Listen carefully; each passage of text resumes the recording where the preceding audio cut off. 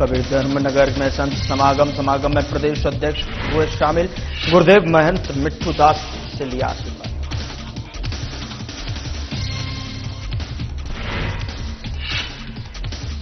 धमतरी में सुचारू रूप से चल रहा धान खरीदी कार्य। पंजीकृत किसान उच्च क्वालिटी का ले रहे धान। कलेक्टर अविनाश मिश्रा ने दिया आवश्यक निर्देश।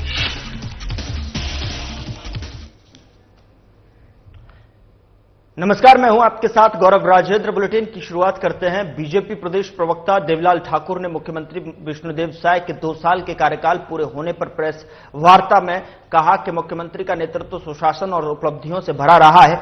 उन्होंने बताया कि बीजेपी सरकार सर्वांगीण विकास की दिशा में तेजी से आगे बढ़ रही है। उन्होंने कहा कि प्रधानमंत्री का 2047 तक का भारत को विकसित राष्ट्र बनाने का जो सपना है वो आदिवासी समाज के विकास के बिना पूरा नहीं हो सकता। बीजेपी की विचारधारा भी यही है कि समाज के अंतिम पायदान पर खड़े व्यक्ति तक विकास पहुंचाया जाए। इसी सोच के तहत केंद्र और छत्तीसगढ़ की सरकार मिलकर प्रभावी ढंग से कार्य कर रही है।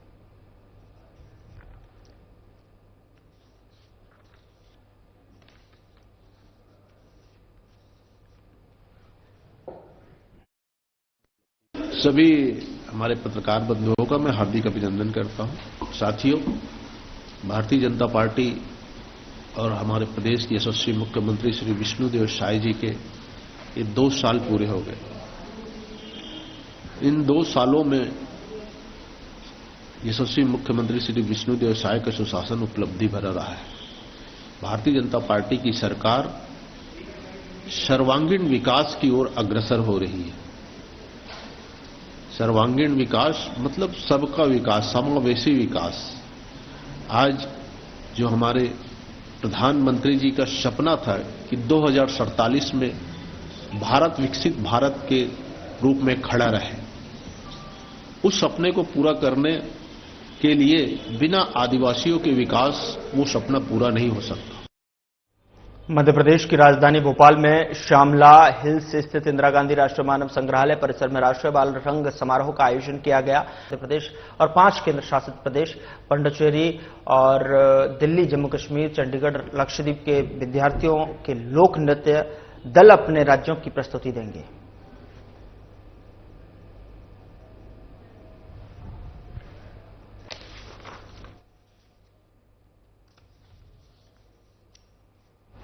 क्षेत्र के निजी प्रतिष्ठित रामचंद्र अस्पताल कपसी द्वारा ग्राम प्रेमनगर में 1 दिवसीय निःशुल्क चिकित्सा शिविर का आयोजन किया गया और इस शिविर का मुख्य उद्देश्य ग्रामीण अंचल के लोगों तक सुलभ और बेहतर स्वास्थ्य सेवाएं पहुंचाना था।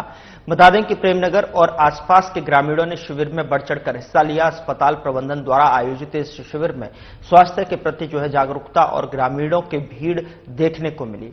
शिविर में अस्पताल की अनुभवी मेडिकल टीम ने अपनी सेवाएं दी। यहां 100 से अधिक मरीजों का निःशुल्क पंजीयन कर ओपीडी के माध्यम से इलाज किया गया। शिविर के दौरान सामान्य रोगों की जांच और परामर्श दिया गया। साथ ही ब्लड प्रेशर और ब्लड शुगर की मुफ्त जांच की गई। जांच में के उपरांत मरीजों को उनकी आवश्यकता के अनुसार निःशुल्क दवाइयां भी प्रदान की गईं। कार्यक्रम के दौरान अस्पताल प्रबंधन ने बताया कि शिविर का मुख्य उद्देश्य दूरदराज के गांवों में रहने वाले लोगों को अक्सर अस्पतालों तक नहीं पहुंचा पाते और उन्होंने उनके घर के पास ही इलाज मिल सके।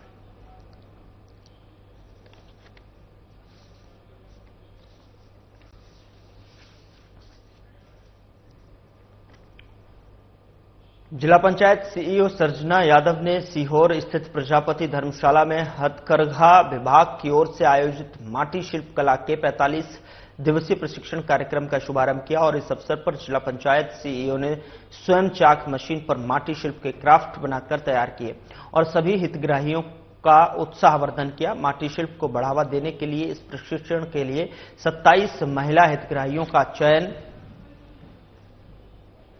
किया गया था।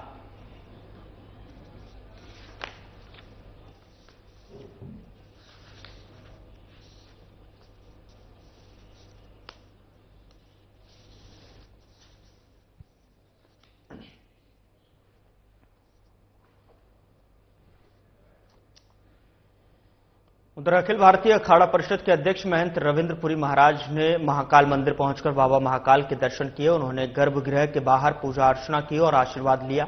उन्होंने बातचीत में कहा कि बाबा महाकाल के दर्शन करने से सभी 12 ज्योतिर्लिंगों के दर्शन हो जाते हैं।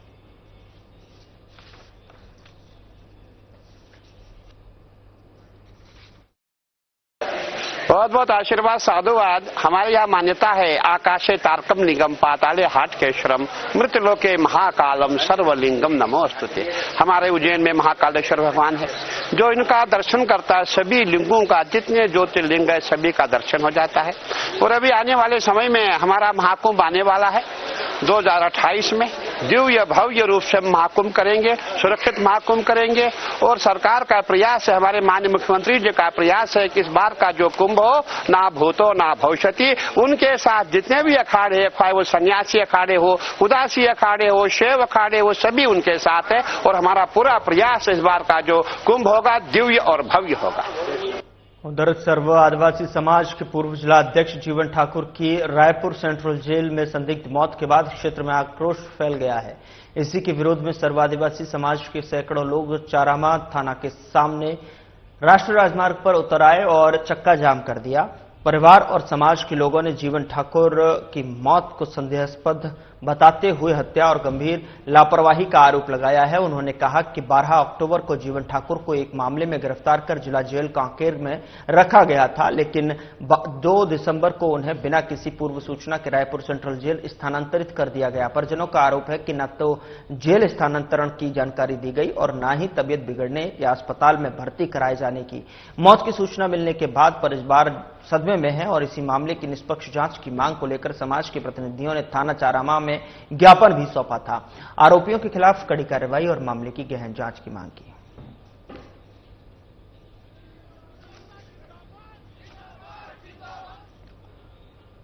कोरबा जिले के उपनगरीय क्षेत्र कबीर धर्मनगर गेवरा कुसमुंडा के पवित्र धरा धाम में 30 से 5 तक आयोजित संत समागम में छत्तीसगढ़ प्रदेश मानिकपुरी मैं स्वयं आपको बता दें कि कार्यक्रम में सम्मानित होकर प्रदेश अध्यक्ष अपने टीम के साथ में कार्यक्रम में सम्मानित होकर दर्शन लाभ लिए और गुरुदेव महंत मिट्ठू दास का आशीर्वाद प्राप्त कर दिशा निर्देश भी आत्मसात किए।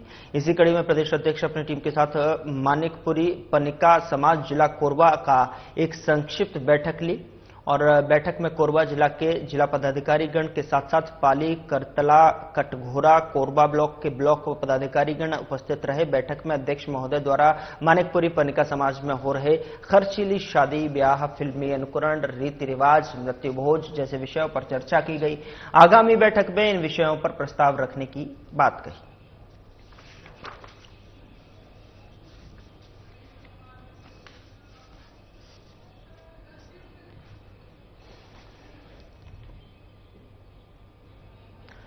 कुरूद ब्लॉक के अंतर्गत आने वाले प्राथमिक कृषि साख सहकारी समिति कोकोहा सोसाइटी में सरकार के दिशा निर्देश पर समर्थन मूल्य में धान खरीदी 15 नवंबर से प्रारंभ हो चुकी है। वहीं सभी पंजीकृत किसान अपना उच्च क्वालिटी का धान सोसाइटी में सूखा मात्रा ले रहे हैं, जिसमें समिति प्रबंधक लेखराम साहू और प्राधिकृत अधिकारी थानेश्वर साहू ने बताया कि हमारी समिति में शासन के दिशा निर्देश पर धान खरीदी सुचारू रूप से की जा रही है, जिसमें 19 किसान के टोकन कटे गए हैं और सभी किसान सूखा मात्रा में धान लाए हैं और समय पर बारदाना और तोलवाई कार्य समय पर हो रहे हैं। समस्या है तो किसानों का टोकन काटने और धान का उठा नहीं होने से दिक्कतों का सामना करना पड़ रहा है। शासन प्रशासन को इस ओर ध्यान देना चाहिए ताकि धान की उठाव को तेजी से किया जाए। कलेक्टर अविनाश मिश्रा ने भी सुचारू रूप से चल रहे धान खरीदी पर जोर दिया।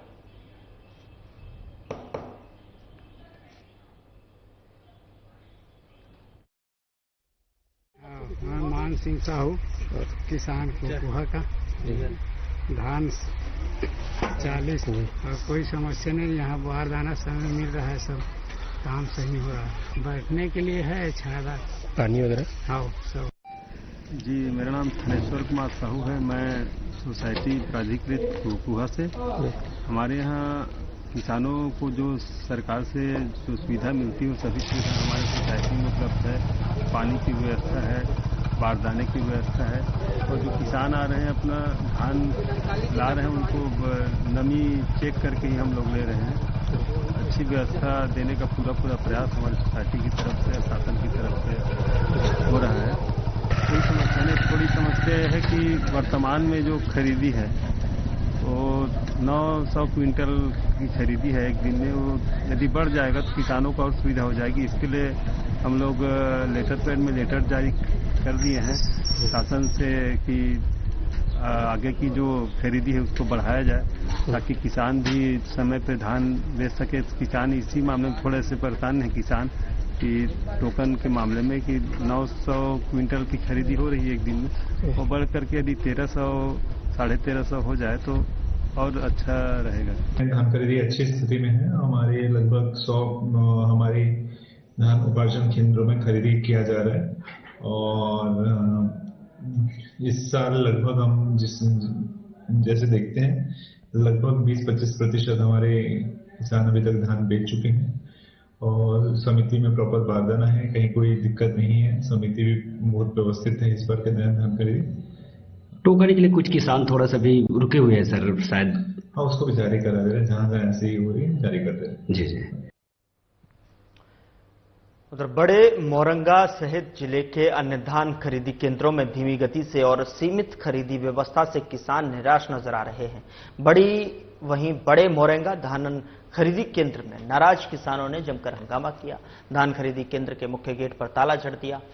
बता दें कि किसानों का कहना है कि प्रतिदिन खरीदी की सीमा केवल 800 क्विंटल तय कर दी गई है, जिसके कारण बड़ी संख्या में किसान अपनी उपज जो है बेचने के लिए लंबे समय तक जो है प्रतीक्षा करने को मजबूर हैं। निर्धारित लिमिट के कारण टोकन भी उसी अनुपात में जारी किए जा रहे हैं, जिससे किसानों की बेचैनी और बढ़ गई है। किसानों का कहना है कि 800 क्विंटल की सीमा बेहद कम है, इससे एक दिन में केवल 5 से 7 किसान धान बेच पा रहे हैं, जबकि सैकड़ों किसानों को रोज निराश लौटना पड़ रहा है। बड़े मोरंगा के किसानों ने मांग की है कि धान खरीदी की दैनिक सीमा को बढ़ाया जाए ताकि किसानों की तेजी से आवक को संभाला जा सके और खरीदी प्रक्रिया में तेजी लाई जा सके।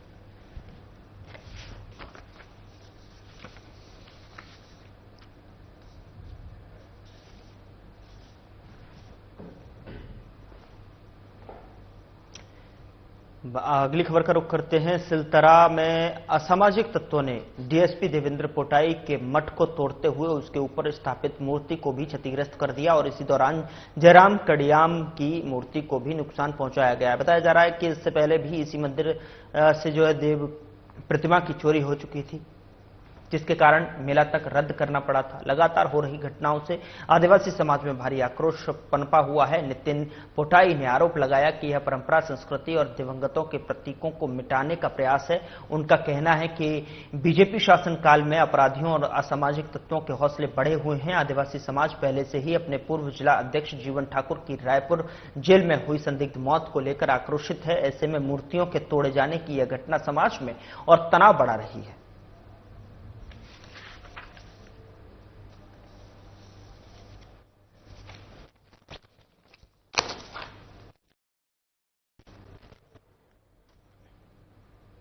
उधर सीहोर जिले के हायर सेकेंडरी स्कूल में मानवता को शर्मसार करने वाली घटना सामने आई है। दरअसल आपको बता दें कि एक शिक्षिका ने हॉस्टल में रहने वाली स्कूली छात्राओं की बेरहमी से पिटाई की। समय पर होमवर्क पूरा न होने से नाराज शिक्षिका ने 12 छात्राओं को बुरी तरह से पीटा, जिससे कई बच्चियां घायल हो गईं। बताया जा रहा है कि पिटाई इतनी निर्मम थी कि एक छात्रा बेहोश हो गई, जिसका वीडियो सोशल मीडिया पर तेजी से वायरल हो रहा है और पूरे जिले में हड़कंप मचा हुआ है। इस मामले पर आरोपी शिक्षिका ने कहा कि हॉस्टल वार्डन ने उनके खिलाफ साजिश रची है। जितना दिखाया जा रहा है उतनी मारपीट नहीं हुई। सूचना पाकर शिक्षा विभाग के वरिष्ठ अधिकारी मौके पर पहुंचे और मामले की जांच शुरू की, जिसके बाद आरोपी शिक्षिका को निलंबित कर दिया गया।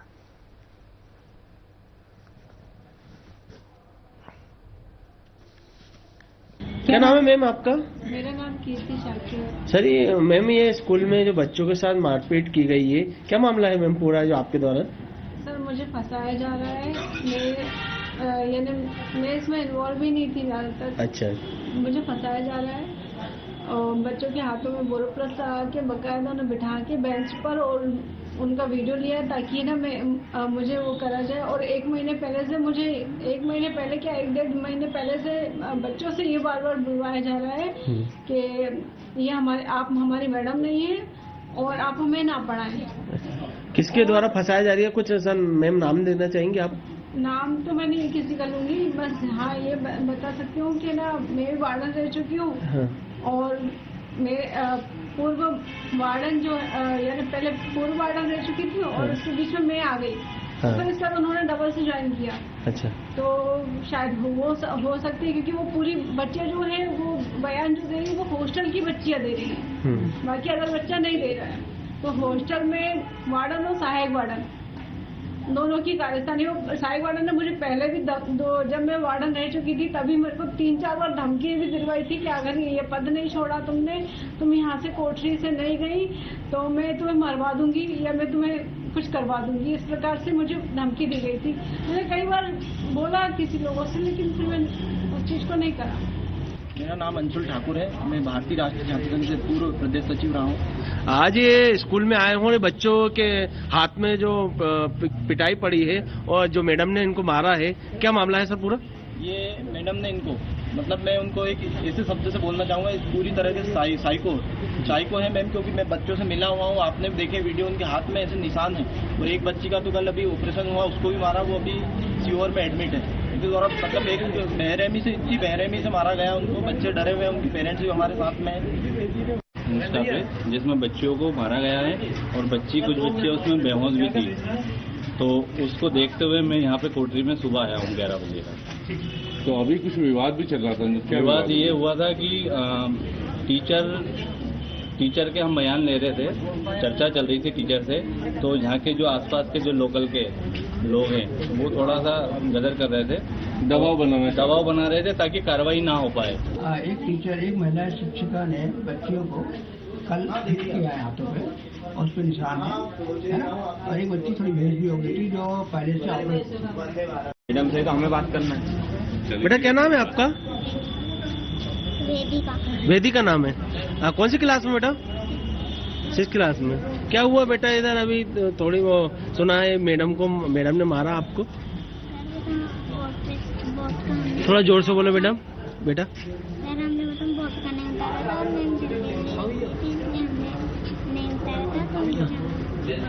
आपको कहाँ मारा है बेटा?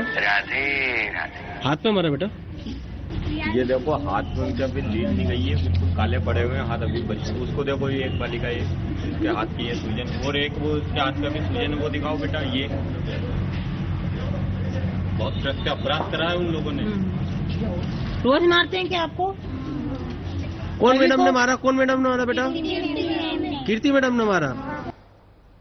उधर उज्जैन पुलिस ने नकली नोट छापने वाली फैक्ट्री का भंडाफोड़ करते हुए 2 युवकों को गिरफ्तार किया है, जिनके पास से 17 लाख रुपए से अधिक नकली नोट और प्रिंटर बरामद हुए हैं। पुलिस कंट्रोल रूम में एसपी प्रदीप शर्मा ने नकली नोट छापने वाले गिरोह का पर्दाफाश करते हुए बताया कि उज्जैन क्राइम ब्रांच ने शातिर बदमाशों को गिरफ्तार किया है, जिनके कब्जे से नकली नोट और नोट छापने वाली मशीन मिली है।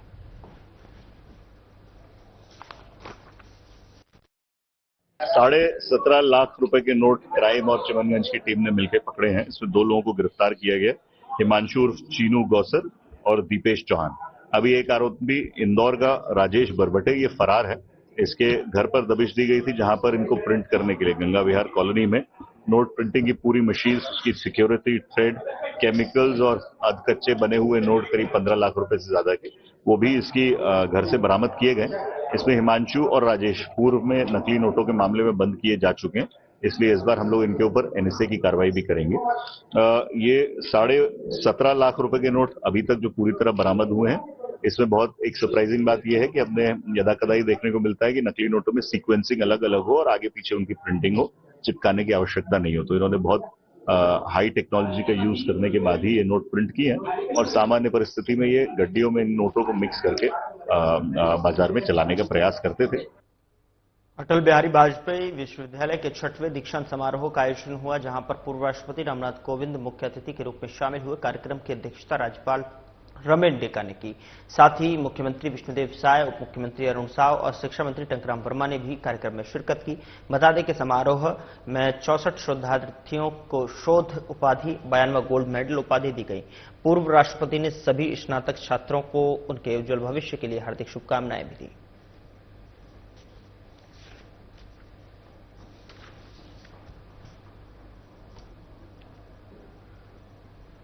मुख्यमंत्री विष्णुदेव साय ने बालौदाबाजार भाटापारा जिले के ग्राम सोहेला में आयोजित कार्यक्रम में 195 करोड़ के विकास कार्यों की सौगात दी। कार्यक्रम में उन्होंने पीएम आवास योजना ग्रामीण के 1077 हितग्राहियों को आवास की चाबी, प्रधानमंत्री उज्ज्वला योजना के अंतर्गत 3000 महिलाओं को गैस कनेक्शन, प्रधानमंत्री स्वामित्व योजना अंतर्गत 5000 किसानों को अधिकार अभिलेख राशि के चेक प्रदान किए गए। सीएम साय ने कहा कि प्रधानमंत्री मोदी का संकल्प है कि हर घर में पक्का मकान, शौचालय, शुद्ध पेयजल और बिजली का लाभ पहुंचे।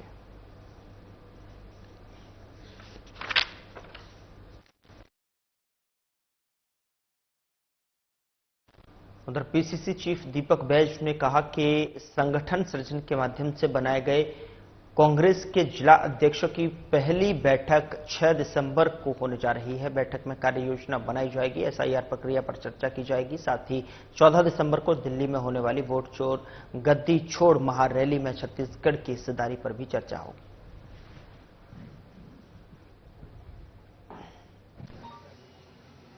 कांग्रेस मुख्यालय में जो नवनियुक्त सभी जिला अध्यक्षों की बैठक होने वाली है और कल के बैठक में सभी जिलाध्यक्ष के वेलकम के साथ आने वाला समय में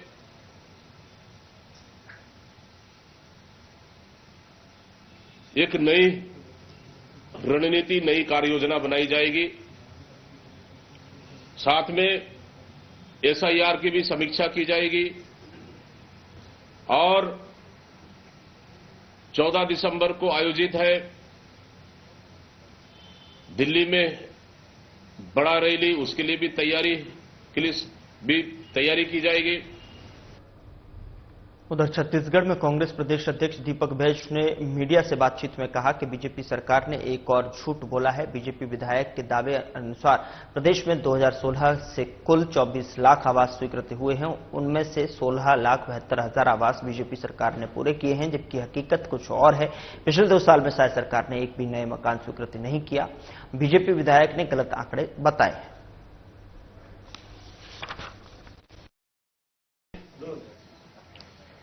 भारतीय जनता पार्टी के प्रदेश अध्यक्ष किरण देव जी बड़ा दावा कर रहे हैं कि 2016 से अभी तक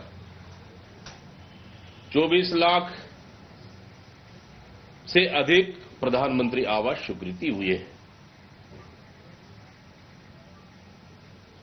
जो कि पूरी तरह से प्रदेश की जनता से सीधा सीधा सफेद झूठ बोल रहे हैं। क्योंकि 2018 लास्ट से दिसंबर से 2023 दिसंबर तक छत्तीसगढ़ में कांग्रेस की सरकार ने 17 लाख से अधिक आवास स्वीकृति किए और लास्ट चुनाव से 5 महीना पहले 10 लाख आवास स्वीकृति किए। फिलहाल बुलेटिन में इतना ही। नमस्कार।